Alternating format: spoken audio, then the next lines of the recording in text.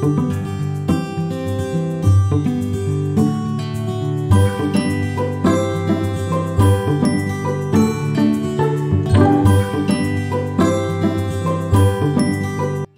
है बदलती हुई और उभरती हुई तस्वीर भारत के रोड इंफ्रास्ट्रक्चर की। क्या आपको पता है कि 2014 से 2024 में जितना रोड इंफ्रास्ट्रक्चर और हाईवे इंफ्रास्ट्रक्चर ऐड किया गया है वो उसके पहले के 10 साल के मुकाबले 3 गुना है।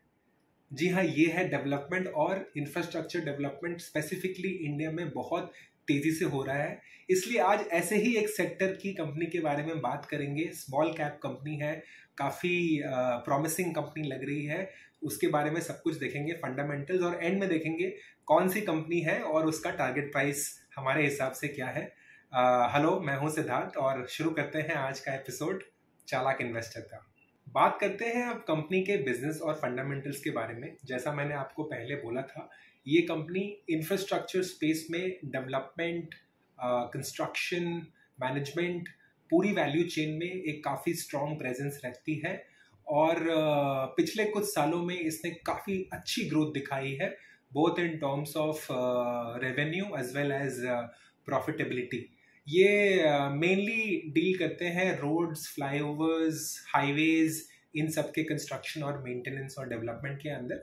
तो अब कंपनी का जो कुछ फंडामेंटल्स हैं वो देखते हैं। सबसे पहले कंपनी का जो मार्केट कैप है वो 9,000 करोड़ के आसपास है, और इनका पी रेशियो करेंटली 13.8 पर ट्रेड कर रहा है, जो कि काफ़ी अट्रैक्टिव वैल्यूएशन लग रहा है एक इमर्जिंग स्पेस में एक स्मॉल कैप कंपनी के लिए। कंपनी का आरओसी और आरओई 15 से 16 के आसपास है, जो कि ऑल्सो काफ़ी स्ट्रॉन्ग दिख रहा है मुझे अभी।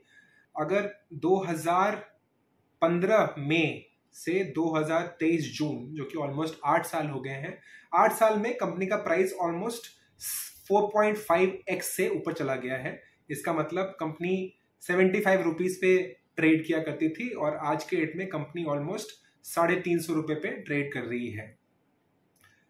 तो ये काफ़ी एक स्ट्रॉन्ग उछाल है कंपनी के प्राइस में। और इसके हिस्टोरिकल पी रेशियो को भी एक बार देख लेते हैं। पी रेशियो अगर इसका हिस्टोरिकल देखें तो अपने एवरेज से ये नीचे ट्रेड कर रहे हैं, और इनफैक्ट इनका हाई पी रह चुका है अबव 40s के अंदर। वो अग्रेसिव होगा बट अपने वैल्यूएशन के हिसाब से अभी करेंटली ये अट्रैक्टिव प्राइस पे अवेलेबल है। आगे बढ़ते हैं इनके प्रॉफिट एंड लॉस स्टेटमेंट की तरफ। अगर आप देखें तो 2018 से लेके 2023 तक, जो कि एक 5 से 6 साल का समय है, कंपनी की सेल्स 2400 से बढ़कर 7,900 हो गया ना। 5 साल में कंपनी के सेल्स 3 गुना से भी ज्यादा बढ़े हैं। उसी तरह अगर आप कंपनी का प्रॉफिट देख लें, नेट प्रॉफिट, तो वो 350 करोड़ से बढ़कर 650 करोड़ हो गया है, जो कि almost 2x increase in profit है। सॉरी, वो 2019 की बात मैंने कर दी। अगर 2018 से आप देखें तो 240 करोड़ से कंपनी का प्रॉफिट 658 करोड़ हो गया है, जो कि 2.5x का इंक्रीज है। 2.5 गुना इनका प्रॉफिट बढ़ गया है 5 साल के अंदर। अगेन काफ़ी स्ट्रॉन्ग परफॉर्मेंस है।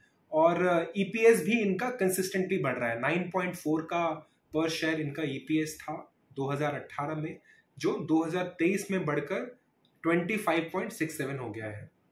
कंपाउंडेड सेल्स ग्रोथ अगर देख लें लास्ट 3 साल की तो 12% है। लास्ट 10 साल की कंपाउंडेड सेल्स ग्रोथ 20% है, जो कि बहुत स्ट्रॉन्ग है। और प्रॉफिट ग्रोथ लास्ट 10 साल की 24% है। Again very very strong performance. तो हमने फंडामेंटल्स देख लिए, अब रिवील करते हैं कंपनी का नाम। कंपनी का नाम है पीएनसी इंफ्राटेक। जी हाँ, स्मॉल कैप स्पेस में शायद आपने इस कंपनी का नाम सुना होगा। रिसेंटली ब्रोकरेज हाउसेस ने भी इस पे कवरेज शुरू की है। आनंद राठी ने इसको 416 रुपए का टारगेट दिया है, और HDFC सिक्योरिटीज ने 428 रुपीज का टारगेट दिया है, जो कि अभी अगर आप करंट मार्केट प्राइसेस से देखें तो ऑलमोस्ट 20% का अपसाइड दिखा रहा है इसके अंदर। अब ये तो हो गई ब्रोकरेज हाउसेस की बात, लेकिन स्टॉक प्राइस का टारगेट हम खुद से भी कैलकुलेट कर सकते हैं। तो एक सिंपल कैलकुलेशन करेंगे।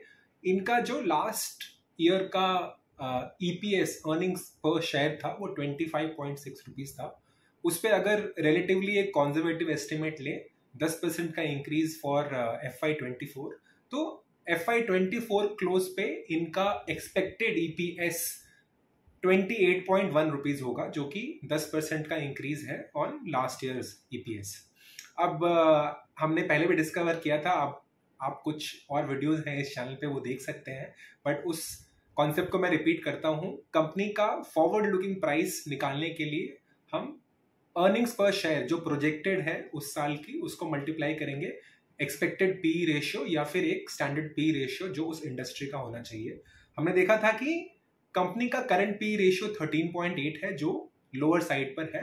तो हम एक मीडियन मान लेते हैं। मीडियन पी रेशियो 15 का अगर हम ले लें तो कंपनी का स्टॉक प्राइस टारगेट आता है 422 रुपीज, जो कि बहुत क्लोज है उस टारगेट के जो हमने ब्रोकरेज फर्म्स की बात की थी। बट ये थोड़ा मुझे कंजर्वेटिव लग रहा है। अगर मैं 1 साल से 1.5 साल की बात करूं तो आप 20 का भी पी मान सकते हैं इसका, और प्रोजेक्टेड EPS के हिसाब से फिर इसका टारगेट आता है 560 रुपए, 550 से 560 रुपए।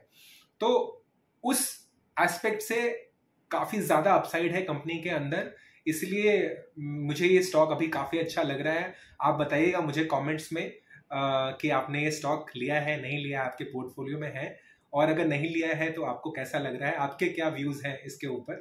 थैंक यू बने रहने के लिए। आई होप आपको आज का इंफॉर्मेशन और वीडियो अच्छा लगा हो।